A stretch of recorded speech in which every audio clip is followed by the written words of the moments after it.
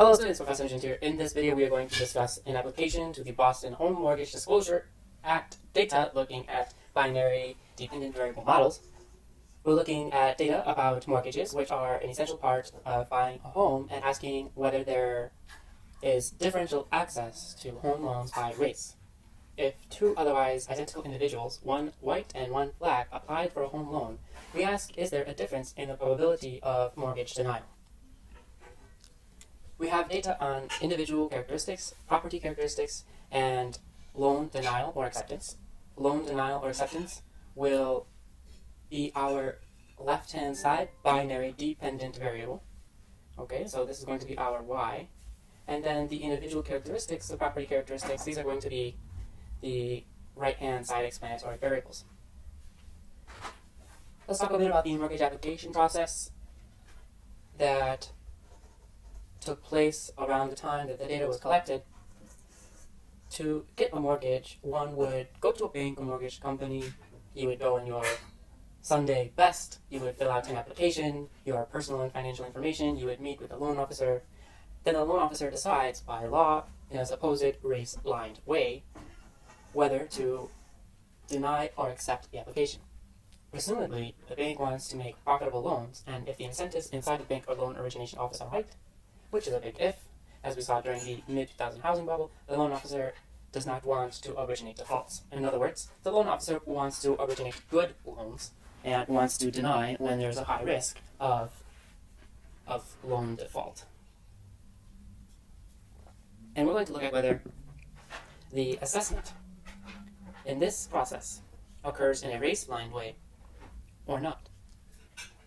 Let's look further at the loan officer's decision. The loan officer uses key financial variables. The loan officer uses the payment-to-income ratio. This is how large an applicant's payment is relative to their monthly income. Housing expense-to-income ratio. These are housing expenses on top of debt payments as a ratio of monthly income. The loan-to-value ratio. The loan-to-value ratio is important for the bank because if the applicant defaults and the bank needs to retrieve its collateral, the higher the loan-to-value ratio, the less likely the bank is going to recover the full value of the loan. The loan officer looks at personal credit history. The decision rule is non-linear. For a loan-to-value ratio greater than 80%, there is a relatively constant positive chance of denial. But when you get up to 95 chance, there's a very high chance of denial, because when a borrower goes into default with a loan-to-value ratio greater than 95%, then it is unlikely the bank will be able to recover the full value of the loan. Also with credit score, you can imagine that for very low values of the credit score, there's a very high chance of denial. Then the chance of denial may be relatively constant over moderate credit scores, and then a very low chance of denial for very high credit scores. Let's look at the regression specifications.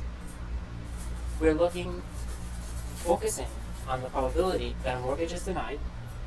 That is our left-hand side variable. And our right-hand side variable of interest is going to be the dummy variable, black. Black equals 1 if the applicant is black and 0 otherwise. And we're going to include other financial variables and control for other demographics. So our regression specification is the probability that an applicant is denied, given that the applicant is black, and other financial and demographic variables. We're going to look at the linear probability model. We're going to look at probit. We'll also look at logic. The main problem with the regressions that we have studied thus far is potential omitted variable bias. The following variables on this slide will enter the loan officer decision and are or could be correlated with race. So if you think about wealth, type of employment, credit status, family status, these are things that enter the loan officer decision, so the probability of denial, and could be correlated with race. And if these two conditions are satisfied, require that these are the conditions that are required for omitted variable bias to occur. So if we leave these variables out of the regression specification, then we're going to have omitted variable bias in our estimate of interest. So we need to include these variables, and we're fortunate that the Home Mortgage Disclosure Act data is very rich. So we can include these omitted variables in our regression specification. Let's look at all of the variables included in the regression models in this example. we have the payment to income ratio, which is the ratio of total monthly debt payments to total monthly income. The higher the payment to income ratio, the higher that we expect the probability of denial, all else equal. Ratio of monthly housing expenses to total monthly income. This is separate from the total monthly debt payments. The higher the housing expense income ratio, the higher we expect the probability of loan denial, all else equal. Loan to value ratio. This is the ratio of the size of the loan to assessed value of the property. As with this variable, the higher the loan to value ratio, the higher we expect the probability of denial, all else equal. And this loan to value ratio is going to enter the regressions as a pair of dummies. We're going to look at a medium-sized loan-to-value ratio and a large-sized loan-to-value ratio, and these two dummies are going to enter relative to a small-sized loan-to-value ratio. The small-sized loan-to-value ratio is the dummy that we're going to leave out of the regression specification. We have consumer credit score, where higher credit scores in this case represent worse credit. So a higher consumer credit score is worse credit. This is contrary to the typical credit score where higher credit score is better credit. Here, as you move from 1 to 6, that is worse credit. Same with mortgage credit score, higher credit score is worse credit. So if you have a higher consumer credit or higher mortgage credit score, you expect a higher probability that the application is denied, all else equal. Had a public bad credit record equal to 1 if any public record of credit problems, and 0 otherwise. So if this is a dummy variable, right, because there are only 2 outcomes. So if this dummy variable is equal to 1, then that should increase the likelihood that the application is denied. We have a few more variables. We have another dummy variable, which is the denied mortgage insurance, equal to 1 if the applicant applied for mortgage insurance and was previously denied, 0 otherwise. This is another variable for which we expect the probability of denial to increase equal to 1. Self-employed, this is a dummy, equals 1 if self-employed, 0 otherwise. Single, a dummy, equals 1 if applicant reported being single, 0 otherwise. High school diploma equals 1 if applicant graduated from high school, 0 otherwise. Unemployment rate, this is an interesting variable. The unemployment rate is the 1989 Massachusetts unemployment rate in the applicant's history. So this variable can be used to assess the applicant's employment security. Condominium equals 1 if the unit is a condominium and 0 otherwise. Black, this is a variable of interest, equals 1 if the applicant is black, 0 if white. And then deny, this is our left-hand side variable, equals 1 if the mortgage application is denied, 0 otherwise. And I just want to make a point here that it would be worthwhile, and researchers have in fact looked at racial discrimination generally, and for brevity we are just looking at the case of black mortgage applicants, but researchers have in fact looked at racial discrimination generally, and if you find this topic to be interesting, I would be happy to point out that research too. So let's take a look at the results. As you can see across the columns, we have a linear probability model, logit, probit, probit, probit, and probit. These models differ by what control variables are included. You see all of the main financial variables are included. We have our variable of interest, which is black, the payment to income ratio, housing expense to income ratio, the loan to value ratio dummies, the consumer credit score, mortgage credit score, bad public credit, denied mortgage insurance. So the main financial explanatory variables and our variable of interest black is included. But then you can see here that we include some other control variables like single, high school diploma, unemployment rate, condominium, black, payment to income ratio. These are some control variables where we're trying to get at things like family status and those omitted variables that we discussed at the beginning of the video. So what we're going to look at is, first, let's focus on the individual coefficients. You can see that the coefficient on black is positive and statistically significant in every regression, except for in this 6th regression over here, and the reason for that is because you have a lot of interactions with that dummy variable, the black dummy variable, and so you have some multicollinearity leading to higher standard errors, and so it is likely causing this coefficient in regression 6 right up here to be insignificant. But otherwise, even when you include all of the control variables, as you see in regression 4 and regression 5, the coefficient on black stays statistically significant, and with 2 asterisks, at what level of significance is that? Let's look down in the footnote. That is at the 1% level. So the coefficient on black is statistically significant at the 1% level, even after controlling for those omitted variables. Let's look at the sign of these financial variables. You can see that the sign is positive on the payment to income ratio across all of the regressions. The housing expense to income ratio is not significant, so effectively this coefficient is 0. The sign on the medium loan to value ratio dummy, the high loan to value ratio dummy, positive and statistically significant across all regressions. The consumer credit score, statistically significant and positive. Public bad credit score, statistically significant and positive. Denied mortgage insurance, statistically significant and positive. So what do all of these coefficients and statistical significance mean? Well, as we hypothesized, the higher value of these financial variables increases the probability that an application is going to be denied, all else equal.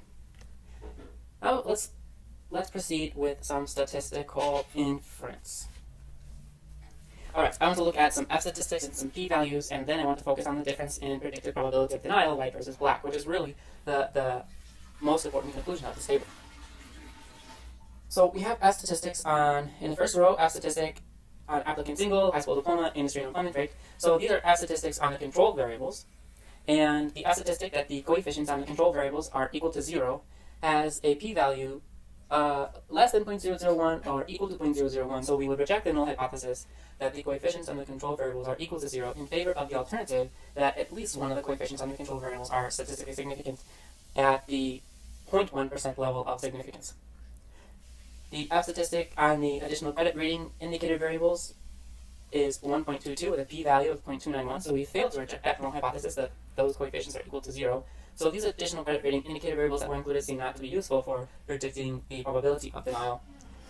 Let's look at the hypothesis that the coefficients on race interactions in black are equal to 0.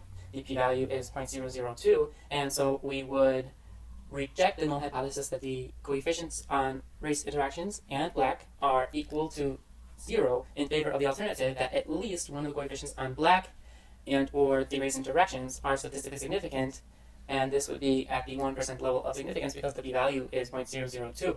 Let me just remind you, what are the race interactions? We have two of those down here. We interacted black with the payments income ratio, black with the housing expense to income ratio, and so this test looked at the coefficient of black being equal to 0, the coefficient of black times payments to income ratio being equal to 0, and black times housing expense to income ratio equal to 0. And this was important because recall that the coefficient on black, we found this to be statistically insignificant. But then when we run the F test, we find that the three coefficients together are currently significant. If we look at the race interactions only, however, we do fail to reject that null hypothesis that the coefficients are equal to 0. Finally, let's look at the difference in predicted probability of denial, white versus black, in percentage points.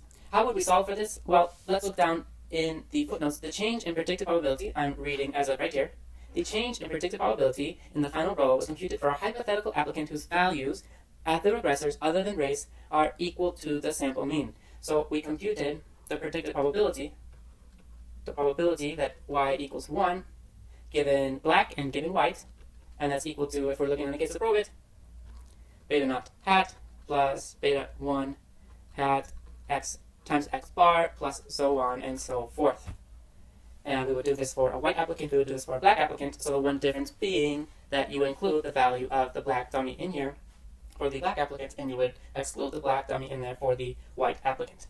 And what we find is that the difference in the predicted probability of denial is 8.4% for the linear probability model, 6% for the, I think this one is probit loaded, it's loaded, 7.1% for probit, and then once we start including the additional variables, the control variables, we get down to 6.6, 6.3, and 6.5 for probit. So the difference, the predicted difference, is a bit smaller once you include the control variables, but not by that much. So we have seen substantial evidence that there is a difference in the way that these applications are being processed.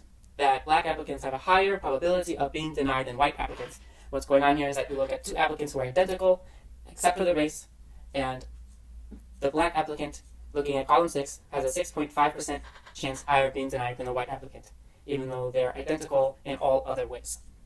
That's what this regression is telling us. In summary, the coefficients on the financial variables, they make sense because we get a higher value of predicted probability of being denial for the higher values of those financial variables, all else equal. Black is statistically significant in all specifications. The race financial variable interactions are not significant. Including the covariates sharply reduces the effect of race on denial probability. We go from about 8% to about 6%. The linear probability model, probit loaded, gives similar estimates of the effect of race on the probability of denial, and the estimated effects are large in a real-world sense.